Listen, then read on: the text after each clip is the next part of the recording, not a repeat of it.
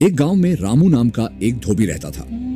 उसके पास एक गदहा था जिसका नाम था भोलू। रामू रोज गांव गांव जाकर कपड़े इकट्ठा करता और उसी भोलू पर कपड़ों की गठरी लादकर नदी पर धोने के लिए ले जाया करता। रामू बहुत मेहनती था, लेकिन फिर भी उसका गुजारा मुश्किल से होता था। उसी गांव में एक साहूकार रहता था, बड़ा चालाक और लालची था। लेकिन उसकी एक सुंदर नखरे वाली बेटी थी, नाम था रूपा।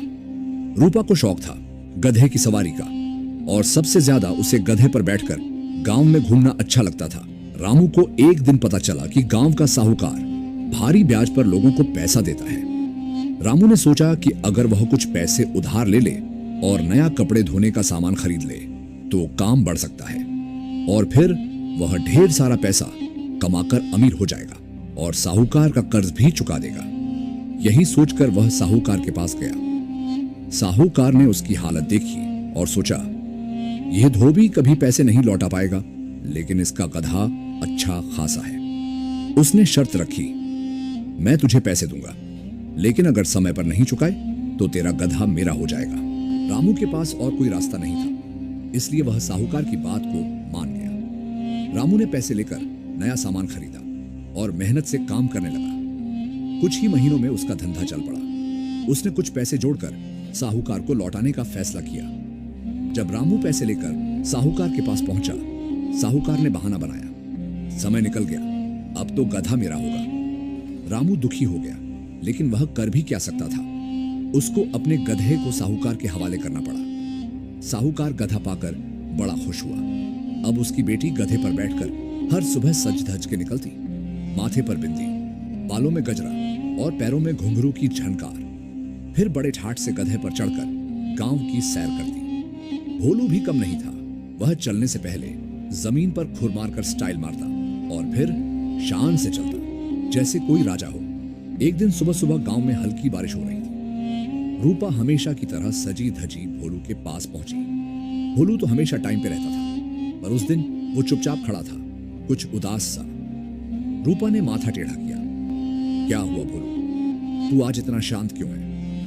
भोलू ने धीरे से गर्दन झुका दी। रूपा ने प्यार से उसकी पीठ थपथपाई और कहा, चलो ना, बारिश में घूमना कितना मजेदार होगा।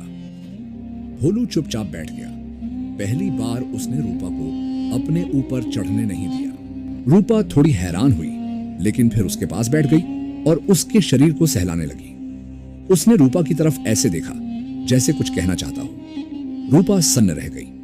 फिर भोलू की तरफ से एक धीमी सी आवाज आई, रूपा।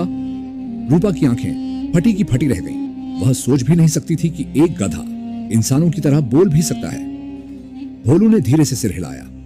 वो बोला नहीं रहा था, लेकिन उसकी आंखों और हाव भाव में ऐसा कुछ था जो साफ कह रहा था, इसके पीछे कोई राज है। रूपा को गधे के बारे में जानने के लिए उत्सुकता बढ़ने लगी। रूपा गधे को लेकर एक महात्मा के पास गई। महात्मा ध्यान में लीन थे। उन्होंने आंखें खोली और कहा, बेटी, मैं सब कुछ जानता हूं कि तुम यहां क्यों आई हो। यह कोई साधारण गधा नहीं है, यह एक श्रापित राजकुमार है। यह सैकड़ों सालों से गधा बनकर भटक रहा है और आज तक इसे कोई सच्चा प्यार करने वाला नहीं मिला। जब कोई इसे सच्चे दिल से अपनाएगा तभी यह श्राप मुक्त हो पाएगा। इतना कहकर महात्मा ने आंच बंद कर ली। अब वो हर रोज भोलू के पास बैठती, उससे बात करती, कहानियां सुनाती और भोलू बड़ी शांति से सुनता। उनके बीच एक अनकहा लेकिन गहरा संबंध बन गया। रूपा अब गधे की सवारी नहीं करती थी, वो उसके पास बैठती थी। बातें होती थी, हंसी होती थी और कभी कभी वो बस चुपचाप एक दूसरे को देखते रहते। गांव वाले कहते थे, यह लड़की पागल हो गई है, गधे से बात करती है। इसी तरह कुछ दिन बीत जाते हैं। अब रूपा और भोलू के बीच एक अनोखा रिश्ता बन चुका था। रोज शाम को जब सब अपने अपने घरों में होते, रूपा चुपचाप गधे के पास बैठती और उससे बातें करती, और भोलू अब पहले से ज्यादा समझदार लगने लगा था। एक रात रूपा को सपना आया।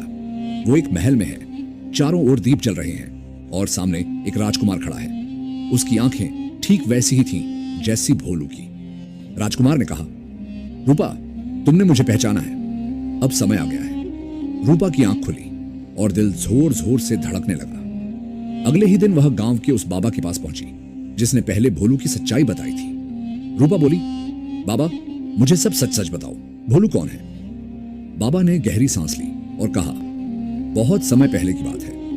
हिमालय की तलहटी में एक महतपस्वी ऋषि सुखदेव का आश्रम था। उनके तप और ज्ञान से समस्त ब्रह्मांड में उनका नाम था। एक दिन एक राजकुमार जिसका नाम अरमान था, उसे अपने सौंदर्य पर बहुत घमंड था। एक दिन वह जंगल में शिकार के लिए जा रहा था, तभी उसे ऋषि का आश्रम दिखाई दिया। वह वहां रुका, लेकिन वहां रह रही तपस्विनी कन्याओं के तप में विघ्न डालकर अरमान ने अपनी सीमाएं लांघ दी। ऋषि सुखदेव, जो वर्षों से ध्यान में लीन थे, जब बाहर आए और यह सब देखा तो क्रोध में भर उठे। उन्होंने राजकुमार को श्राप दिया, हे अभिमानी राजकुमार, तूने राजसी कन्याओं पर बुरी नजर डाला है। मैं तुम्हें श्राप देता हूं, तू अब अपनी देह त्याग कर गधे के रूप में धरती पर भटकेगा। ऋषि को क्रोधित देखकर राजकुमार उनके सामने गिड़गिड़ाने लगा। तब ऋषि ने कहा, तुम्हारा श्राप तभी खत्म होगा जब कोई कन्या अपनी इच्छा से तुम्हें अपनाएगी और अपना जीवन साथी बनाएगी। तब तुम अपने राजकुमार रूप में वापस लौट आओगे। तू तब तक गधा बना रहेगा जब तक कोई तुझसे बिना शक, बिना लालच, सिर्फ अपने दिल से प्यार न करे।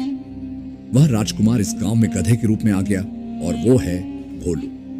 रूपा की आंखें भर आईं। उसे समझ आ गया था क्यों उसे भोलू से लगाव हो गया, क्यों वो उसे दूसरों से अलग महसूस होता। बाबा बोला, अगर तू अपने दिल से उसे स्वीकार करे तो वो फिर से इंसान बन सकता है। रूपा बिना कुछ सोचे दौड़ती हुई भोलू के पास पहुंची। वो अब तक का सबसे शांत पल था। आसमान में बादल गरज रहे थे, हवा तेज थी और रूपा ने भोलू के पास बैठकर कहा, मैं नहीं जानती तू कौन था, क्या था, लेकिन जो भी है मेरे लिए तू सबसे खास है।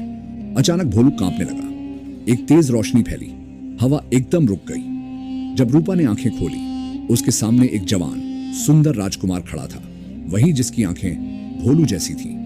रूपा, तुमने मुझे मेरा असली रूप वापस दिया, अब मैं आजाद हूं। रूपा स्तब्ध थी, लेकिन फिर मुस्कुराई और बोली, भोलू नहीं, अब तो तू मेरा राजकुमार है। रूपा और भोलू की शादी बड़े धूमधाम से हुई। गांव में आज भी ये कहानी सुनाई जाती है, एक गधे और एक लड़की की, जिसने बिना शक, बिना सवाल, सिर्फ दिल से प्यार किया और बना डाला एक गधे को राजकुमार। तो मित्रों, आपको ये कहानी कैसी लगी कमेंट में जरूर बताइएगा और साथ ही वीडियो को लाइक करके चैनल को सब्सक्राइब करना ना भूलिएगा।